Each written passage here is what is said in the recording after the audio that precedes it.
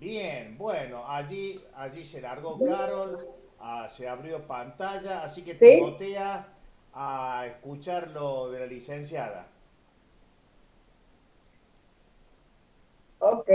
Bueno, como lo había mencionado, José Luis, hoy vamos a hablar un poquito en estos días acerca de lo que refiere al desarrollo infantil temprano y la actividad física. Las personas que tuvieron la gentileza de compartir un poquito sobre su conocimiento en el cuestionario que les compartimos para que este taller pudiera ser lo más específico posible en relación a, a su experiencia, a su conocimiento, a su vivencia.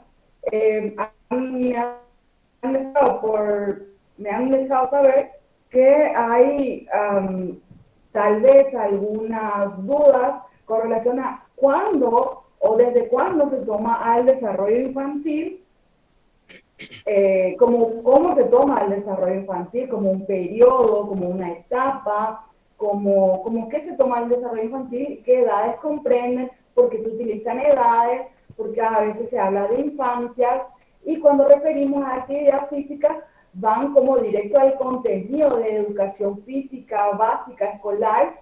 Entonces, por ejemplo, si se tratan actividades que tienen que ver con contenidos de coordinación, que viene primero de trabajo fuerza, trabajo resistencia, trabajo habilidades motrices básicas. Entonces, a partir de eso, tomando, digamos, esas dudas principales o esos cuestionamientos o esos puntos, entonces vamos a intentar canalizar las personas que no hayan tenido la oportunidad o no han tenido la posibilidad de completar ese cuestionario, lo pueden hacer igual en cualquiera de estos días. Igual esto, entonces nosotros podemos canalizar y abordar las dudas específicas de cada uno. Ahora, aquí nada más para hablar otra vez de lo que tiene que ver con la temática específica, que es el desarrollo infantil temprano, que obviamente refiere a una etapa, la etapa básica. Esta etapa vamos a ir viendo que inicia desde la gestación y según la literatura, obviamente los primeros 3 años o los primeros 2 años, desde la concepción hasta los 2, 3 años, ocupan un periodo fundamental en el desarrollo infantil y es donde se desarrolla el mayor potencial de nuestros niños. Entonces es fundamental lo que nosotros hagamos, y lo que nosotros hagamos y dejemos de hacer es lo que va a influir desde ese momento y a lo largo de su vida. Como bien ya lo mencionó, soy la licenciada Carol Cubrilla, estoy formada en base en educación física y deporte, estudié en Cuba, me especialicé aquí en Paraguay en desarrollo infantil y estimulación temprana, y dirijo el centro que se llama My Little Gym. Entonces, estoy a su disposición con lo que tiene que ver el embarazo, la gestación, todo el proceso de gestación, como la actividad física, el entorno influye en el proceso de desarrollo desde la gestación hasta los 6, 7 años aproximadamente. Según por eso la bibliografía a la que hacemos referencia, porque hablamos de periodos sensibles en el desarrollo.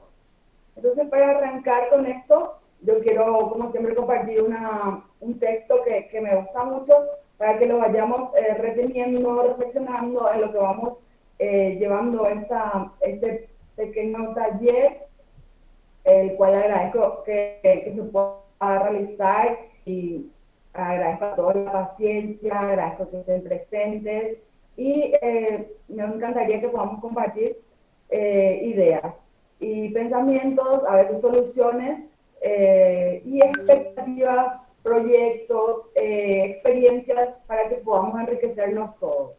Por eso, la metodología que utilizamos para impartir esto es el taller, que es como algo un poco más interactivo. Entonces, buscamos que sea un poco más interactivo, no hacer como una charla que solamente hable yo. Aquí lo que vamos a intentar es poder hacer ese intercambio, poder canalizar las ideas, pues poder compartir e intentar aprender de todo lo que tenemos en nuestro entorno, en nuestra realidad. Entonces, como ya pudieron ver o leer, las revoluciones no se hacen, llegan. Una revolución es un desarrollo tan natural como el de un robo. Proviene del pasado, sus raíces llegan a tiempos muy remotos. ¿Ok? Por eso para mí es tan importante compartir este texto, porque habla de dónde venimos, habla de nuestras raíces o la de nuestros chicos. Entonces, muchas de las cosas que nosotros hacemos tienen relación o debería, por todas, tienen relación a cómo fuimos criados, a qué hicimos en nuestro comienzo, a cómo se nos trató, a cómo fue nuestro ambiente. Y a veces lo que pasa es que no lo percibimos como algo real o no lo traemos al presente y lo relacionamos con nuestra situación, actitud, o realidad actual, por decirlo de un modo más claro tal vez. Entonces, mucho y todo tiene que ver con nuestras raíces, con nuestros cimientos, quienes cimentaron nuestras bases, cómo lo hicieron y cómo después, a pesar de las situaciones y la adversidad, es que esta raíz puede sostenerlo pese a las situaciones adversas, valga la redundancia, que enfrentemos.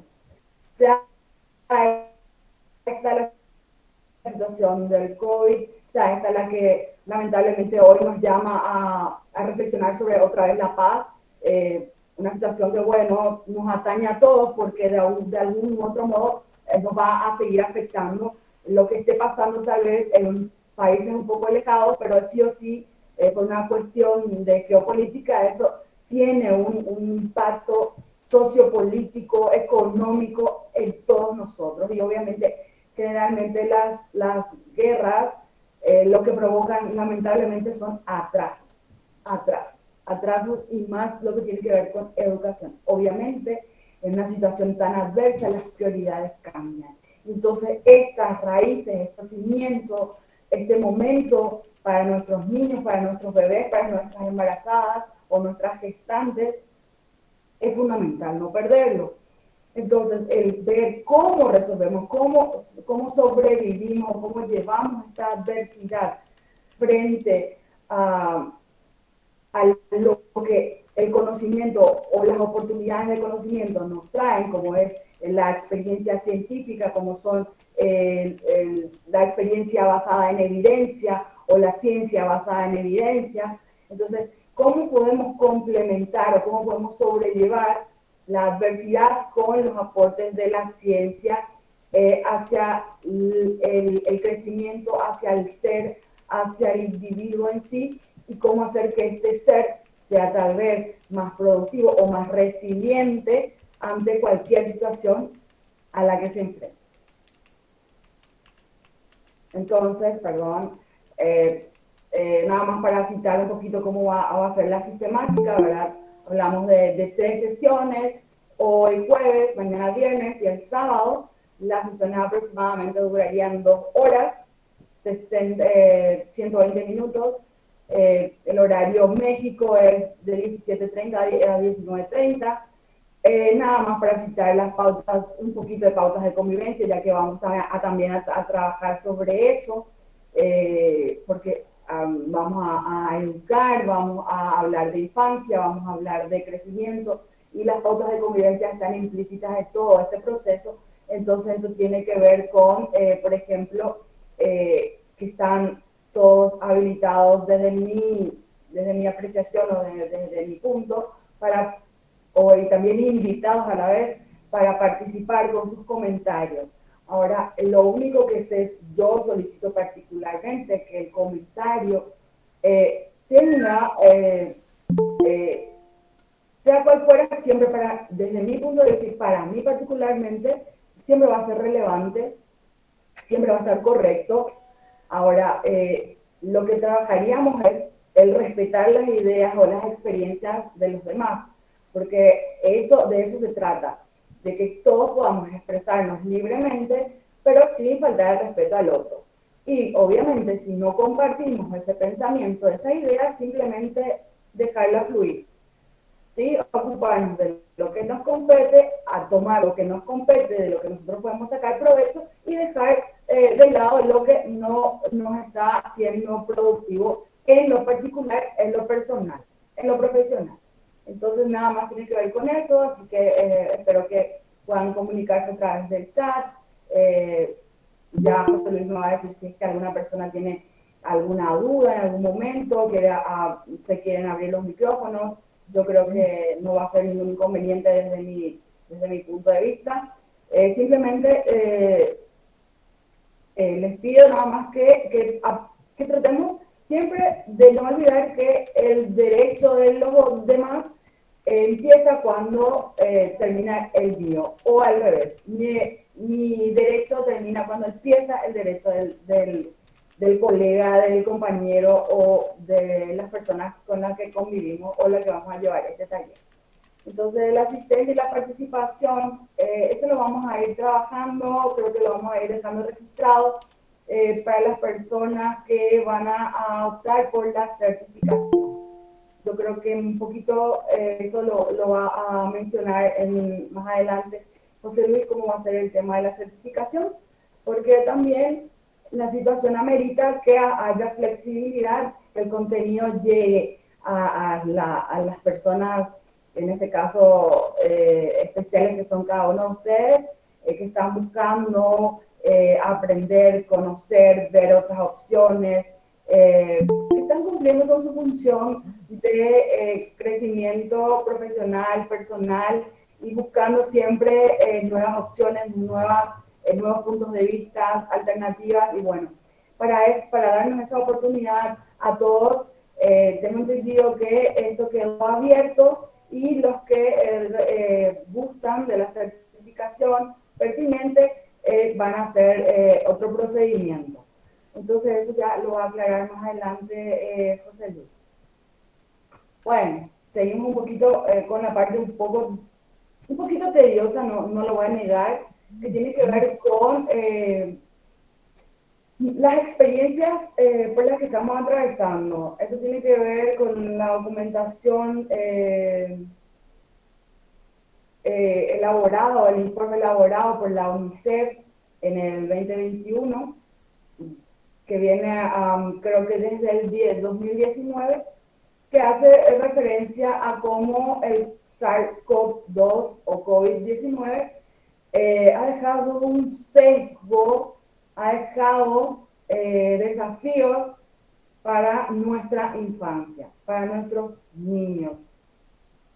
En esto, la UNICEF califica a esta pandemia que estamos tratando de salir, porque desde mi punto de vista todavía no acabó, ¿verdad? Todavía eso desde mi punto de vista, adaptarnos a una nueva normalidad, todavía yo lo dejaría estamos intentando salir de esta situación porque las consecuencias que deja esto, por más de que exista la vacunación, vamos a ir viendo más adelante las charlas cómo esto no es simplemente ya no se utilicen tapabocas o ya se liberen las medidas restrictivas de salubridad o de bioseguridad. Eso tiene una mirada un poquito más global o mucho más global, entonces hasta la UNICEF, como pueden ver en esta diapositiva, califica a COVID como el mayor desafío para los niños que se han enfrentado a los 75 años de historia que tiene la UNICEF, ¿verdad? Y que se agrava obviamente por los conflictos que obviamente ahora también estamos atravesando y que se vienen tal vez, que no esperemos que no, pero bueno, tenemos que estar prevenidos. Desastres naturales, que también están presentes, obviamente cada uno en su situación, en su localidad, en su comunidad, en su país, puede darse cuenta, el calor terrible de repente, el calor sofocante extremo, las inundaciones, O sea, hay muchas situaciones que hacen que nuestras prioridades a nivel de tal vez sociopolítico, económicas, cambien y entonces se le dé prioridad a aspectos que realmente tienen mucho que ver con el desarrollo y el crecimiento, que tiene que ver con necesidades básicas de alimentación, por ejemplo, necesidades básicas de educación, y dejamos un poquito de lado, pero cuando hablamos, voy un poquito para atrás, cuando hablamos de educación, a veces solamente se hace el énfasis en lo que tiene que ver lectoescritura, en lo que tiene que ver con matemáticas,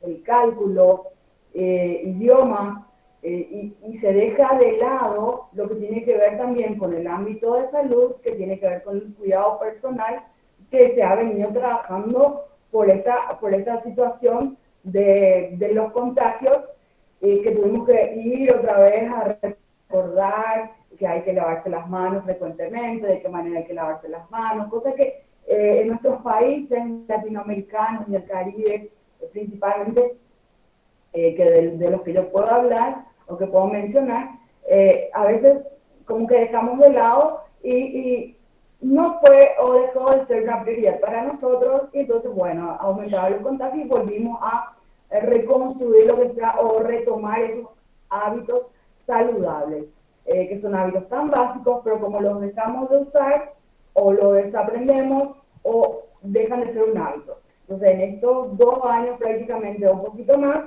lo fuimos trabajando nuevamente y ya se dieron cuenta que costó y que sigue costando. Y bueno, a pesar de todo eso, tenemos que enfrentarnos a casi 2 años de una situación escolar, de los niños que no se, prácticamente no fue presencial en la mayoría de los países. Sigo hablando de Latinoamérica y el Caribe, incluso en algunos no existió. En algunas incluso comunidades de cada uno de nuestros países no existió ninguna situación de aprendizaje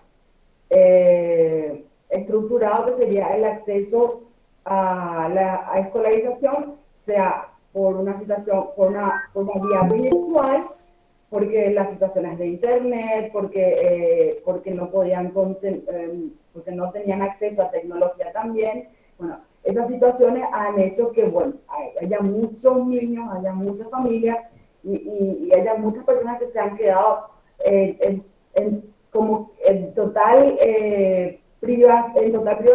privación del derecho de recibir la educación por esta situación que se abordó cada gobierno, cada país de la manera en que le fue más conveniente.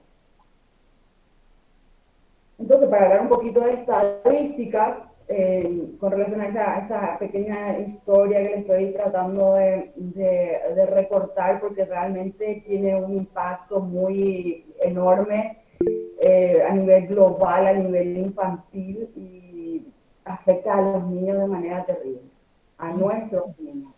Nuestros niños son todos. Por ejemplo, se puede decir que 100 millones de niños han caído en pobreza, un incremento del 10% desde el 2019. ¿Por qué yo había mencionado cómo influye las guerras, tal vez, o las situaciones adversas?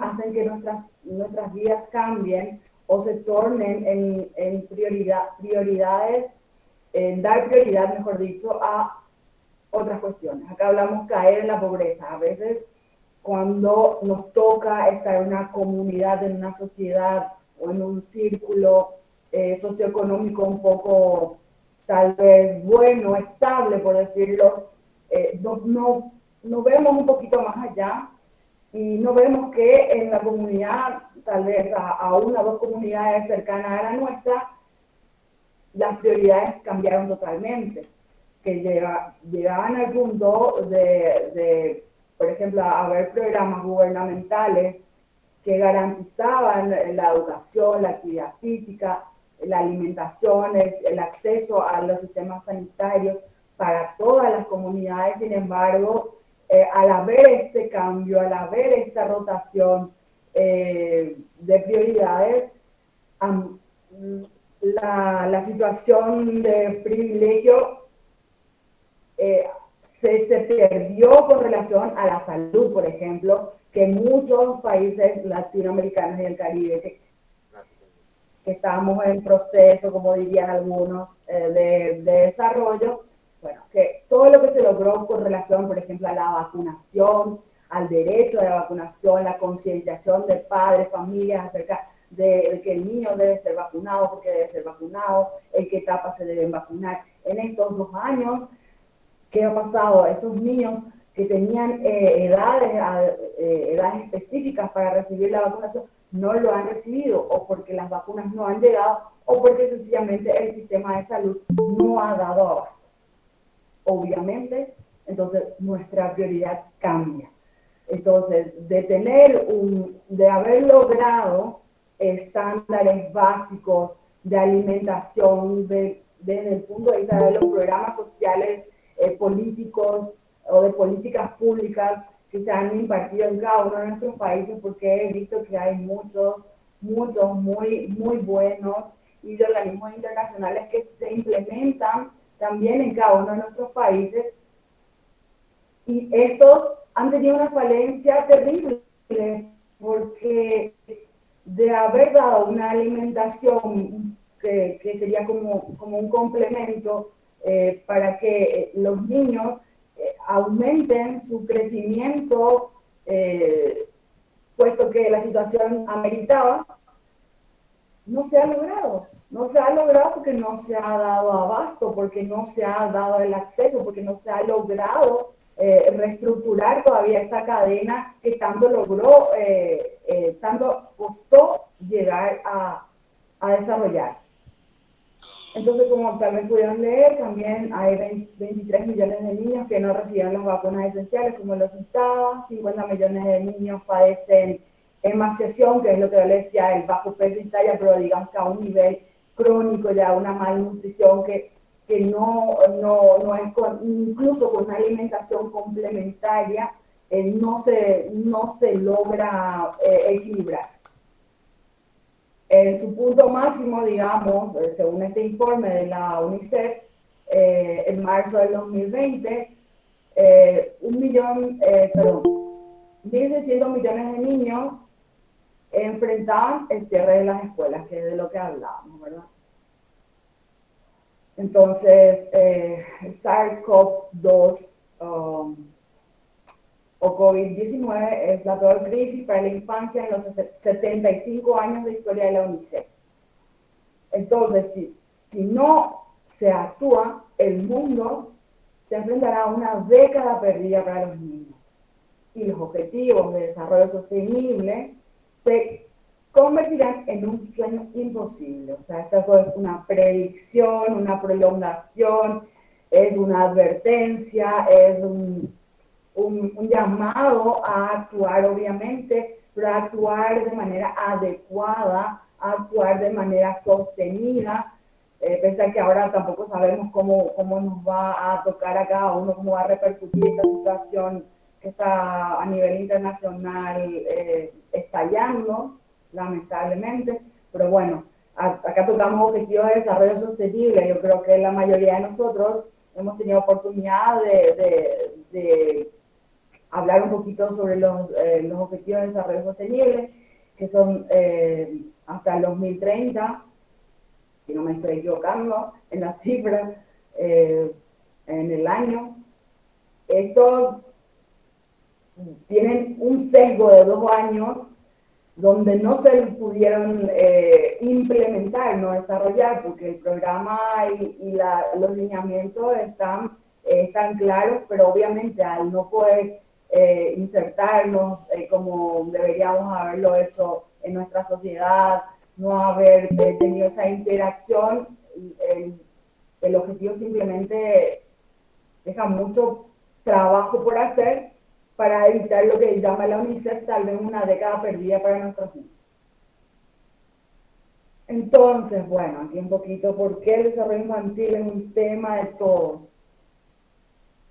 ¿Por qué, verdad? Porque a mí me gusta mucho tocarlo desde nuestro punto de vista desde lo que refiere a la actividad física, porque esto lo podemos encontrar en contextos educativos, en contextos sanitarios, en la mayoría de contextos, incluso en lo que refiere a entidades nacionales, internacionales, multinacionales, que deben prestar un servicio a su comunidad laboral donde hagan un aporte a la infancia, a la primera infancia. Entonces, también nosotros desde el ámbito, desde la educación física, de la actividad física, tenemos que como adentrarnos un poquito más a lo que es este círculo, empoderarnos de lo que es la temática, abordarlo con seguridad, con fundamentos científicos válidos, obviamente basados en evidencia científica, y entonces intentar, cuando yo le hablaba de estos programas y proyectos de que son internacionales, que a veces multinacionales también, que se desarrollan en cada uno de nuestros países, y los proyectos que cada país tiene de por sí, si se fijan en el contexto, en el equipo de trabajo, siempre hay, por ejemplo, por dar un simple ejemplo, hay un médico de referencia, por lo menos, hay un nutricionista, hay posiblemente a veces un educador, están en todas las áreas, pero siempre hablan de actividad física, pero cuando hablan de actividad física, cuando proyectan, cuando lo escriben, solo lo citan para el análisis. Entonces, ¿dónde está el especialista en actividad física que pueda abordar esta temática con equilibrio para poder dar un aporte y un soporte a la proyección que están haciendo? Porque cuando se habla de salud, se habla de nutrición, se habla de sistema sanitario, y no se puede excluir a lo que refiere a actividad física para la salud, o actividad física adaptada para la salud, o actividad física adecuada.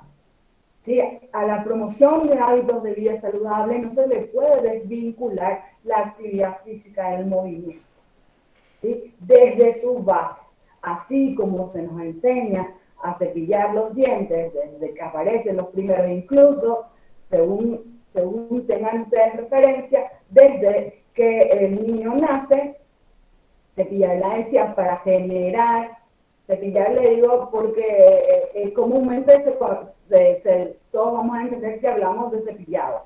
Obviamente tiene su técnica específica que cada odontólogo, cada alineamiento de cada país también, desde el Ministerio de Educación o de Salud, lo hace como un lineamiento que se aplica como base a todos, ¿verdad? Entonces tiene su técnica de limpieza de encías para ir generando hábitos saludables, porque hay que bañarse, hábitos saludables. Entonces, hábitos saludables también es evitar el sedentarismo. Entonces, ¿cómo evitamos el sedentarismo? Y todas esas cuestiones las tenemos que ir viendo desde nuestra base también, desde que estamos incluso en el proceso de gestación, porque estamos en constante movimiento, en crecimiento. Y este crecimiento inmediato, este crecimiento tan importante, esta oportunidad, esta ventana de oportunidades, se genera en estos primeros 3 años, que es el primer año, los 3 primeros años, los 5 años, los 6 años. ¿Sí? Es según la bibliografía que ustedes pueden utilizar de referencia. Yo no quisiera darles una mirada tan cerrada a esto. Me gustaría que cada uno como que tenga una curiosidad acerca de por qué hay algunos que van hasta los 2 años, hasta los 3, hasta los 5, hasta los 6, porque se van marcando así las edades, así pueden investigar y cada uno formar una idea propia de lo que es para cada uno como profesional, como padre, como madre, lo que es realmente lo relevante en cada edad, en cada una de estas edades, como una oportunidad, entonces, de potenciar situaciones que van ocurriendo en el desarrollo natural del niño y que también necesitan ser sostenidos, que también necesitan ser observados, controlados, y que también cuando no aparecen son signos de alarma en el crecimiento. Entonces, por eso es que es tan importante hablar de esta temática y tomarnos estos días y tomarnos estas horas para charlar de lo que es desarrollo infantil. Porque cuando entendemos a qué refiere este desarrollo infantil, qué énfasis hace, por qué hablamos de desarrollo infantil, porque yo solamente yo, por ejemplo, si reflexiono personalmente, porque cuando hablo de desarrollo infantil y como yo soy de educación física, porque yo hago referencia directamente a qué contenidos, no coordinación, no fuerza, no resistencia, qué contenidos yo debo trabajar en mi sesión y no veo las raíces que voy creando al trabajar tal contenido. Y en base a las raíces, para la redundancia, base y raíces, ¿verdad? En base a lo que refiere o lo que necesita mi raíz para seguir, para poder florecer más adelante, yo trabajar los contenidos. Entonces, cuando nosotros estamos hablando de países de Latinoamérica y del Caribe, estamos abordando mucho, ¿verdad? Y si hablo de esto es porque tenemos realidades tal vez sociales un poco diferentes en lo que refiere a conducta, hábitos, costumbres, pero a veces cometemos o tenemos falencias en las mismas problemáticas que son a veces de comunitarias, sociales, internacionales. En este caso hablamos de lo que dice, por ejemplo, el Banco Interamericano de Desarrollo, que obviamente hace un análisis bien puntilloso de lo que refiere a América Latina y el Caribe. Entonces, son problemáticas comunes en nuestros países. Entonces, ¿qué nos queda? Promover e implementar estos programas que sean efectivos, que fortalezcan el desarrollo infantil temprano y que brinden servicios de calidad, incluye a la actividad física, a la estimulación de ciertas habilidades y capacidades en los niños. Entonces, estoy hablando de algo que es un derecho del niño, de nuestros niños, y también es una obligación de nuestras familias. Entonces, abordarlos y darle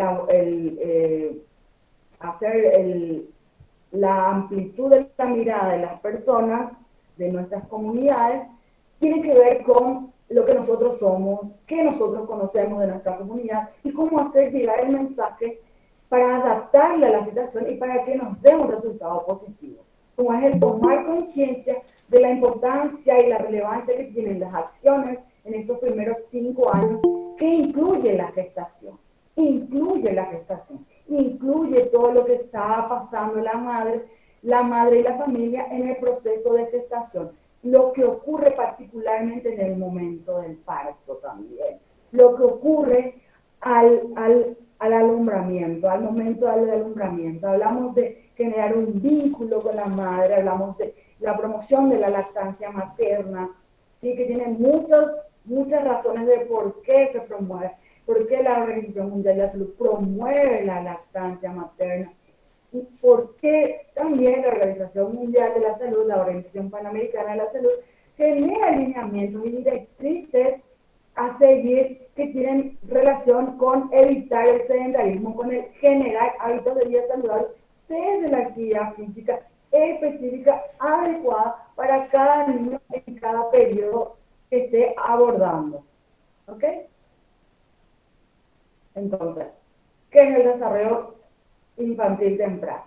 Es la etapa de la vida desde la gestación hasta los 5 años, como lo dijimos, durante el cual se sientan estas bases del desarrollo. ¿Cuáles son estas bases del desarrollo o en qué aspectos, en qué dimensiones se trabaja? Se trabaja a nivel cognitivo, en la dimensión cognitiva. Si hablo de dimensión, quiere decir que dentro de esa dimensión ocurren un montón de cosas, incluyen un montón de cosas, de situaciones, de parámetros, que lleva al desarrollo cognitivo, y se puede hablar del neurocognitivo también, del lenguaje, que es el lenguaje verbal, el lenguaje corporal, ¿sí? Que tiene que ver con la imitación, que tiene que ver con la gesticulación, que es comunicación, ¿sí? A veces no todas las comunidades en nuestro entorno tienen acceso a ese pequeño a ese intercambio, a ese generar vínculo. Y la gente latina lo maneja de un modo que la gente, por ejemplo, en África o en comunidades de África, para ser más específica, lo maneja de otro modo. Nosotros, yo tengo unos videos ahí que yo, para las personas interesadas, yo se los voy a compartir sin ningún inconveniente, principalmente a las personas que están optando por la certificación, que son estudios que se hacen con relación a cómo se genera el vínculo en las mamás latinas, que nosotros miramos a nuestros hijos ojo, enfrentados. Entonces eso implica un aspecto psicológico, neuropsicológico, porque cuando hablamos de los neuro, hablamos de algo mucho más amplio, algo más global, una mirada más amplia, un abordaje integral de lo que refiere al desarrollo en cada una de las áreas. Obviamente estamos hablando de un solo ser que si lo separamos en cognitivo, en lenguaje, en desarrollo motor, en neuromotor, socioemocional, etcétera, tiene que ver nada más para que logremos reflexionar del impacto y la profundidad de cada una de estas áreas. ¿Sí? No para separar al niño, de que es un niño, no, ahora estamos trabajando en el área cognitiva, ahora vamos a trabajar en el área del lenguaje, sino que es saber que cuando hacemos una actividad, cuando referimos a una actividad, es poder identificar que en este proceso se está trabajando en lo cognitivo, se está trabajando el lenguaje y tal vez se está haciendo un énfasis en el área neuromotora, tal vez por algún déficit, tal vez porque es algo que fluye por diferentes razones, siempre y cuando tenga un objetivo y esté estructurado, es lo que refiere a patrones generales que vamos a hablar también más adelante de lo que son tablas del desarrollo, que es como una generalidad de lo que se debe hacer o normalmente para cubrir patrones básicos en el desarrollo. Lo que no quiere decir, y eso quiero hacer énfasis, porque a mí me encanta hablar de las tablas del desarrollo, no sé si alguno ya me escuchó, porque son parámetros, ¿sí? Son parámetros, pero eso no significa que es una regla que se debe cumplir a rajatabla, se dice aquí, yo no sé si en todos los lugares se puede comprender esa expresión, pero no es una regla que se deba cumplir al 100%. Simplemente es un patrón que nos sirve a nosotros para hacer un seguimiento de una observación y una intervención en tiempo. ¿Sí? Porque la intervención precoz, la intervención temprana es lo que nos ayuda a modelar cuando lo necesitamos. Y todas las acciones que nosotros hagamos y todas las vivencias que vamos teniendo en el proceso de estos 5 años van modelando el aspecto cognitivo, la comunicación, el aspecto psicosocioemocional. No podemos desvincular a las emociones de esto. Entonces, hay alguna, no me recuerda el autor, para hacerle nada más énfasis que no soy yo la que lo dice, sino que dice que no hay aprendizaje sin emoción, por ejemplo. No es que lo diga yo, no me recuerdo ahora el autor, pero es así. Cuando se involucra una emoción, el aprendizaje que pasa es significativo. Es significativo. Entonces lo que se busca es hacer un abordaje más integral de lo que sea, tanto a nivel motor, socioemocional. Entonces, cuando se habla de regulación de emociones, a veces se refiere, vamos a llevar al psicólogo, al neuropsicólogo, porque ellos trabajan las emociones. En realidad también nosotros lo vamos a trabajar y nosotros lo abordamos el día a día, cuando tenemos que decir a los niños que hagan una fila, que esperen su turno, que respeten el reglamento, y esos son hábitos o patrones de convivencia también, como les decía al inicio, no me recuerdo, voy a ir para atrás, perdonan un minuto, pautas de convivencia, que lo vamos impartiendo desde que son bien pequeñitos, desde que el cerebro, eso quiero aclarar, ¿verdad? O quiero hacer énfasis en esto, de que toda vez que el cerebro haya desarrollado el área de regulación de emociones, es cuando realmente va a ocurrir una regulación o va a empezar el niño a entender lo que es la regulación de sus emociones y ahí recién vamos a trabajarlo o vamos a entrenarlo para que aprenda a regular emociones. Cuando el área del cerebro todavía no llegó a desarrollar esa zona específica, entonces lo que yo quiera hacer, por más buena intención que tenga, simplemente no se va a lograr, porque obviamente esa área no está involucrada todavía. Entonces, si yo le estoy pidiendo a un recién nacido que camine, estoy, digamos, fuera del margen. Por eso que yo motivo mucho, insisto mucho en utilizar las tablas del desarrollo, porque cuando no tenemos idea de qué tenemos que dar, qué tenemos que hacer, qué tenemos que trabajar, estas tablas del desarrollo nos guían porque nos dan meses, nos dan objetivos motores, objetivos de logro motores básicos que nos sirven para observar. Ahora, si vamos a hacer una evaluación integral o del movimiento o de conductas de coordinación y diagnosticar, bueno, ahí sí vamos a pedir a nuestro colega del equipo multidisciplinario que intervenga, que vamos a hablar ya de un neurólogo, de un médico pediatra, y si puede ser médico del desarrollo, mejor, psicólogas que tengan la especialización en desarrollo infantil, mejor, o en neurodesarrollo. Entonces, vamos a hacer un abordaje más integral, o integral básicamente, que es lo que nosotros intentamos trabajar con los niños.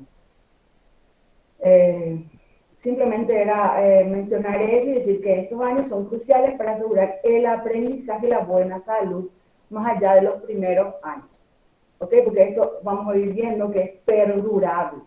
¿Sí? La exposición a las situaciones positivas y la exposición a las situaciones negativas genera un impacto, deja una huella, ¿sí? Tanto en lo emocional, en lo conductual, tal vez en lo cognitivo, en dependencia de qué ocurrió, en lo motor, esta falta de vivencia motora adecuada de estos 2 años deja un sesgo inmenso y deja un desafío inmenso para nosotros eh, para tratar de superar esto, estas situaciones. Entonces tenemos que abordarla y verla con mucha delicadeza y si necesitamos conformar estos equipos multidisciplinarios, ver que podemos aprovechar de nuestros colegas especialistas y nosotros también aportar para esto.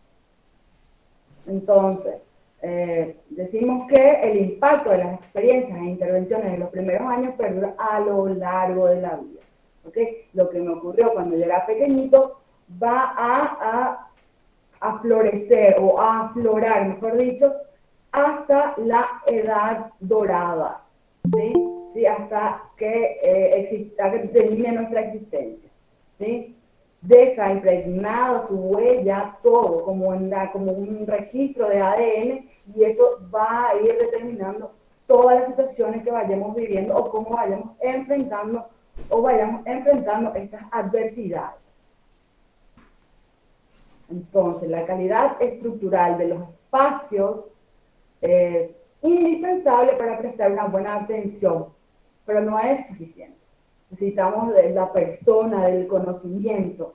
¿A qué se refiere estructura? Porque cuando vamos a enseñar, cuando vamos a estimular, cuando vamos a evaluar el desarrollo, cuando vamos a trabajar estas áreas, vamos a ver que a veces necesitamos cosas, pero esas cosas materiales que se ven muy bonitas en una sala de desarrollo infantil, en una sala de estimulación temprana, que parecen muy costosas, que de hecho son costosos, también nosotros lo podemos hacer con las cosas que tenemos en nuestras casas, ¿sí? Aquí yo les voy a compartir más adelante esos materiales. En Paraguay tenemos una muy bonita propuesta que se impartió y se hizo una evaluación incluso internacional y fue como un referente de cómo estas primeras habilidades, por decirlo, motrices o de praxia fina, de atención conjunta de nuestros pequeños y de comunicación y de vínculo social con el cuidador, el papá o la mamá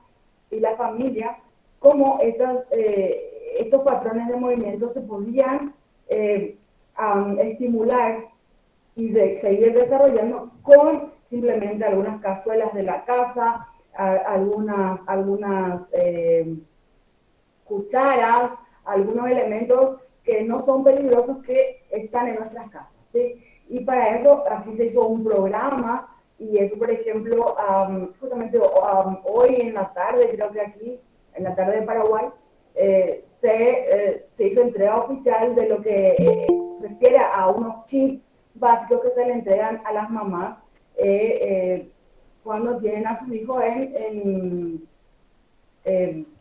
en hospitales públicos o en la asistencia sanitaria pública. Entonces, estos aportes de cada de organizaciones, a veces no gubernamentales, sumaron esfuerzos y cada uno desde su perspectiva fue aportando y elaborar lo que es ahora un kit que recibe una madre para poder realizar, por ejemplo, una lactancia cómoda, necesaria, ¿verdad? Cómoda, también unos básicos elementos para estimular al niño, a la comunicación, al movimiento, a seguir sumando, a seguir creciendo.